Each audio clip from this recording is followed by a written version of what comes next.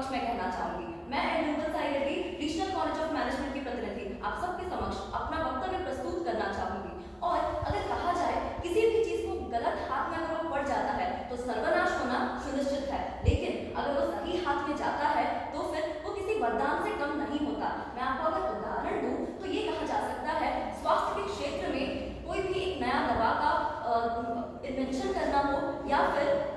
बहुत बड़े से बड़े बीमारियों का इलाज करना हो, हमारे जो भी टेक्नोलॉजीज अवेलेबल है, CT scan, MRI, x ray, ultrasound, ये सब हो गया। और अगर हम शिक्षा के क्षेत्र में जाए तो फिर अनुकूलित शिक्षा,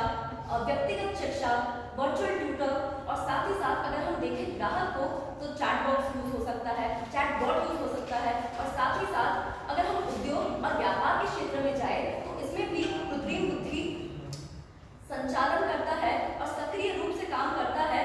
जोखिम प्रबंधन में और अनुसंधान प्रबंधन में। और आगे देखा जाए तो हम ये भी कह सकते हैं कि जो हमारा कृत्रिम बुद्धि है वो बहुत ही उपयोगी है।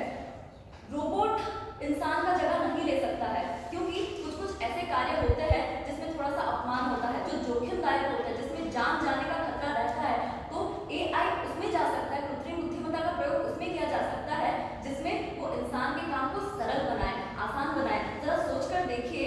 हमारा संगीत ऐप डाउनलोड करने से लेकर यात्रा बुकिंग करने तक,